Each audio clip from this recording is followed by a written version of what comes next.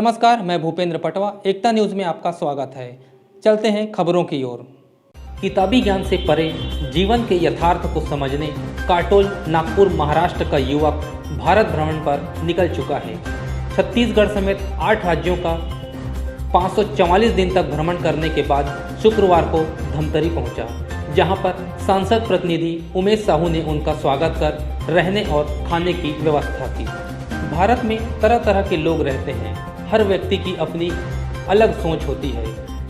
कुछ युवा पीढ़ी किताबी ज्ञान प्राप्त करना चाहता है तो कुछ यथार्थ जीवन जीना चाहते हैं। लोग जीवन को कैसे जीते हैं, उनकी संस्कृति क्या है, उनका रहन सहन क्या है, इन सब बातों को समझने के लिए काटोल नागपुर महाराष्ट्र का युवक विशाल टेकाडे भारत भ्रमण के लिए निकल पड़ा। चर्चा के दौरान उसने बताया कि 13 जून 2020 को वह भारत भ्रमण के लिए निकला था। 7 राज्यों के बाद 8वां राज्य छत्तीसगढ़ पहुंचा और आगे भी अन्य राज्यों का भ्रमण उसे करना है। भ्रमण के दौरान उन्हें कई प्रकार की परेशानियां भी आई। लोग मदद के लिए भी आए, लेकिन जीवन को समझना है, इसलिए वे निरंतर आगे बढ़ते जा रहे हैं।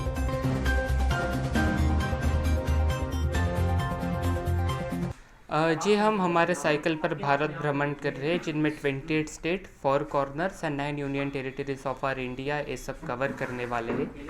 और हमारे जर्नी का मोटिव ये था कि हमें वास्तविक में जीवन की वास्तविकता क्या है, वो वास्तविक तरीके से उन अलग अलग तरीके लोगों के साथ रह के, उनके साथ बातचीत करके, उनके जैसे बन के, उनकी ज़िंदगी जी के वहाँ से समझना था। तो यही सारी चीज़ें करने के लिए और ज़िंदगी के उस बीच को, उस मूल को ढूंढने के लिए या फिर अनुभवने के लिए हमने जर्नी शुरू की थी।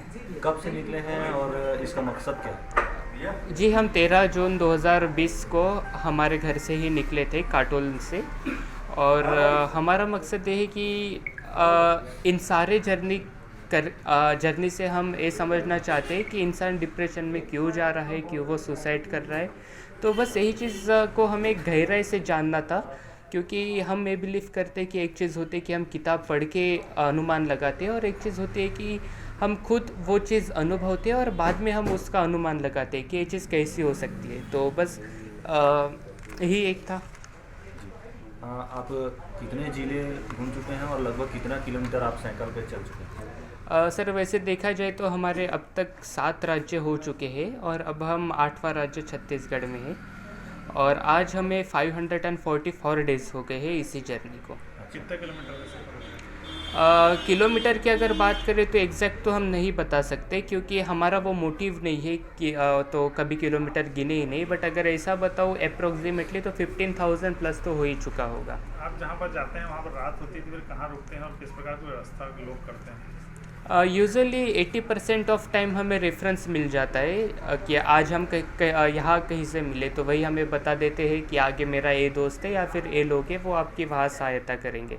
तो फिर वहाँ जाते तो वो हमें वहाँ अरेंज कर देते। और 20% ऑफ टाइम ऐसा होता है कि हमें रेफरेंस नहीं मिलता तो हम सीधा उस सिटी में चले जाते। तो सिटी में जाने के बाद कहीं मंदिर में भी अगर हम बैठे रहे तो साइकिल दे के कुछ लोग आते हैं, तो कोई घर में लेके जाता है, कोई मदद कर देता है, कोई इवन ऐसे भी लोग मिले कि जो हमें लॉज पर लेके गए। तो इस प्रकार हर बार एक नई कहानी बन जाती है। चर्चा के दौरान परेशानियों के संबंध में विशाल ने बताया कि अमूमन जब वह निकलता है तो लोग मदद के लिए आ जाते हैं। 80% जगहों पर कोई न कोई रेफरेंस मिल जाता है और मदद कर देते हैं। नहीं मिलने पर वह मंदिर, धर्मशाला या अन्य स्थानों पर सो जाता है। केरल में त्रिवेंद्रम में 2 माह होटल में भी काम करना पड़ा। 600 किलोमीटर पैदल चलना पड़ा, लेकिन वह लिफ्ट लेकर आगे बढ़ता रहा। 2 दिनों तक भूखा भी रहा। कहीं स्थान नहीं मिलने पर वह 2 दिनों तक शमशान घाट में भी सोया, जहां पर ईश्वर ने उनकी रक्षा की। विशाल ने बताया कि जब वह घर से निकला था तो 10,000 रुपये लेकर निकला था, लेकिन 13वें दिन उसे दान कर दिया और आज तक उसे पैसों की कमी नहीं हुई। जहाँ से भी वह गुजरता है लोग मदद के लिए सामने आ जाते हैं। पैसे की परेशानी नहीं होती। देशवासियों का उन्हें भरपूर प्यार मिल रहा है। कुछ तो उन्हें साइकिल भी गिफ्ट कर रहे हैं।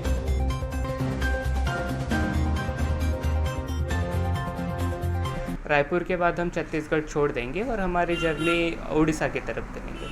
खर्च भी आता होगा आपको, तो ये पैसा की व्यवस्था तो कैसे कर पाते हैं? खर्च एक्चुअली हमें लगता है कि ये मीथ है, क्योंकि काफ़ी बार हमें जो लोग मिलते हैं वो पूछते कि इतना सारा पैसा लगता होगा वगैरह वगैरह, बट हम ये कहेंगे कि ये मीथ है।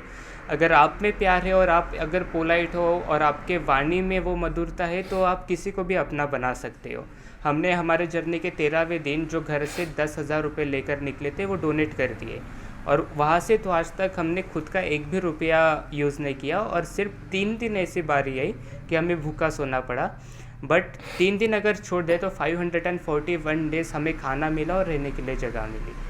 तो ये बस लोगों का प्यार ही है कि जिनके वजह से हम यहाँ तक पहुँच पाए। और हमारी अगर साइकिल की बात करें तो इसी जर्नी की वो तीसरी साइकिल है और उसमें खुद का एक भी रुपया नहीं है।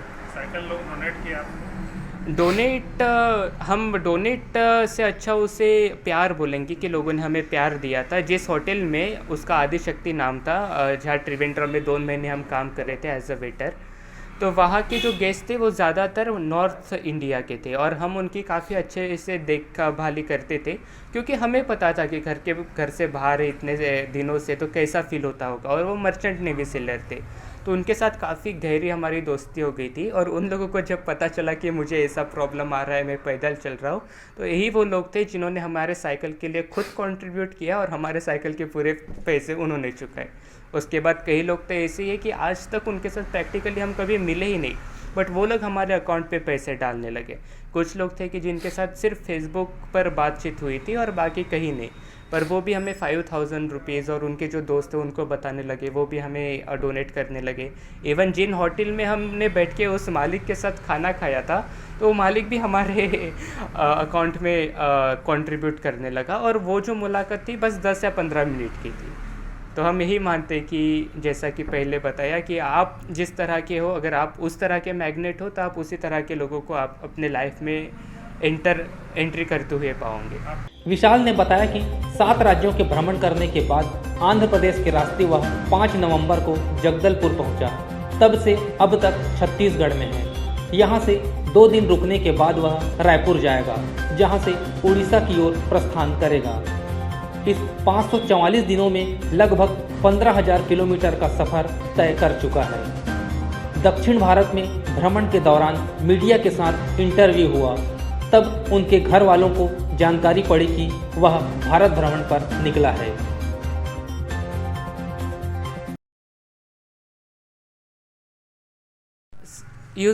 मैं जब निकला तो घर में हमने बताया नहीं था कि हम 4 या 5 साल बाद वापस आएंगे। यही बताया था कि 3 महीने में सिर्फ महाराष्ट्र करके हम वापस आएंगे।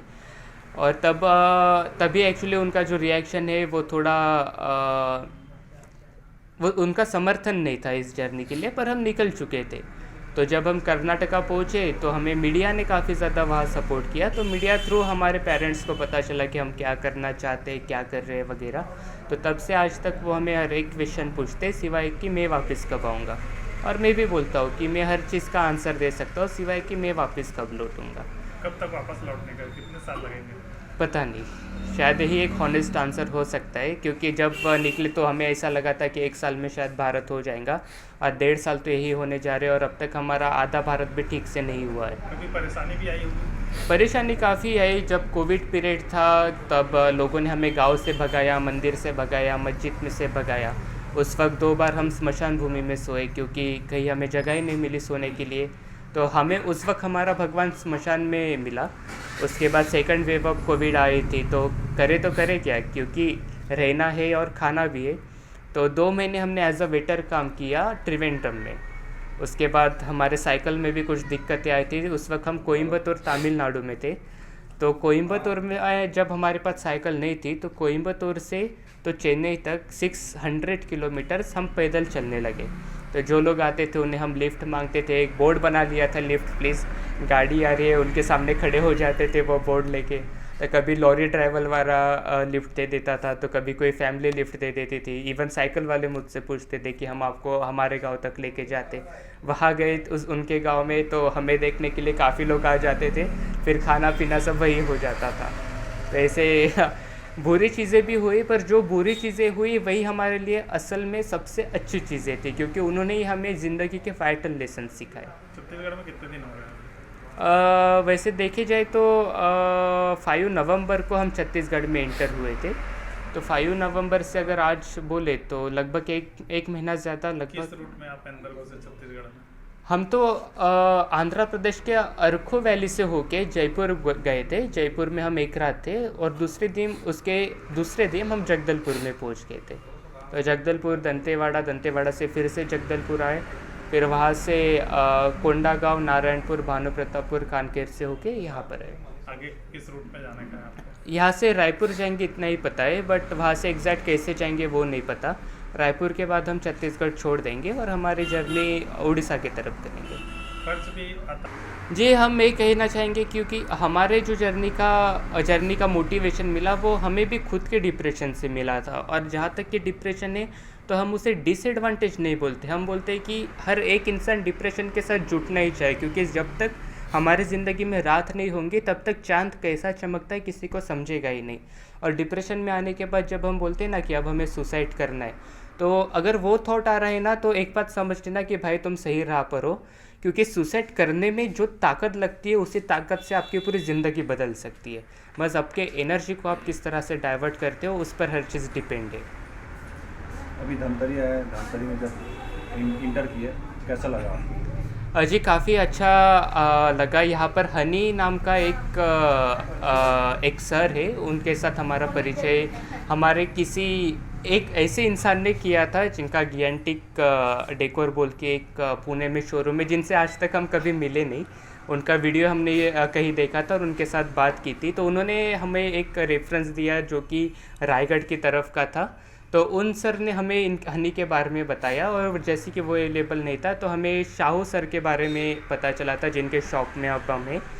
तो काफ़ी अच्छा लगा, यहाँ आने के बाद काफ़ी बढ़िया वेलकम हुआ, ऐसा लगा कि अपने ही लोग हमें मिल गए हैं। और एक और चीज़ बताना चाहूँगा, अक्सर लोग हमें पूछते हैं कि इतने दिन घर से बाहर हो, घर की याद नहीं आती क्या? तो हम यही आंसर देते कि हमें हमारी फैमिली की याद आती है कि नहीं आती है, उसका तो जवाब नहीं, पर ये ज़रूर पता है कि जहाँ कहीं भी हम जाते हैं वहाँ हम हमारी खुद की एक अलग फैमिली बना देते। तो यही चीज़ आज धमतरी में आके फील हुई और काफ़ी अच्छा फील हो रहा है। इस संबंध में सांसद प्रतिनिधि व समाज सेवी उमेश साहू ने बताया कि जब उन्हें जानकारी मिली कि यह युवक भारत भ्रमण पर निकला है तो मदद के लिए आगे आ गए। उसे 2 दिन तक रुकने खाने की व्यवस्था की। उन्होंने कहा कि ऐसे कार्यों से उन्हें सुकून मिलता है। मुझे 2-3 दिन पहले समाचार पत्र के माध्यम से ये पता लगा कि नागपुर महाराष्ट्र से एक बहुत कम उम्र का लड़का, लगभग 22 साल का, वो भारत भ्रमण में निकला हुआ है। वो ये जानने के लिए कि जीवन का उद्देश्य क्या है, इतने कल्चर के लोग अलग अलग राज्य में रहते हैं, क्या हम जो पढ़ते हैं वो कैसा सही है नहीं है। तो ये समाचार पत्र पढ़ के मुझे खुद को ऐसा लगा कि मुझे उनसे मिलना चाहिए। मैंने पता किया तो वो बस्तर एरिया में थे। तो आज मैंने उनका नंबर भी पता कर लिया और नंबर से पता लगा वो राजाराव पठार में हैं।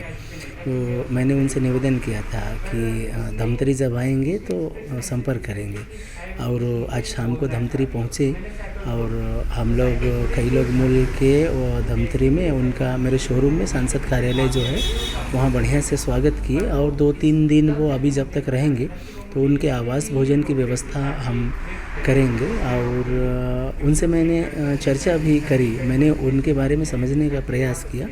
तो उन्होंने मुझे जो बताया कि पढ़ते पढ़ते कुछ उनके खुद के जीवन में कुछ छोटी मोटी घटनाएं हुई, और वो एक लेखक भी हैं, अपने लेख भी लिखे हैं उस माध्यम से कि जो चीज़ हम पढ़ते हैं उसमें कितनी सच्चाई होती है और जो चीज़ हम देखते हैं उसमें कितनी सच्चाई होती है। तो जीवन की इन जो सच्चाइयों को खोजने के लिए वो निकला हुआ हूँ, ऐसे उनका कहना है।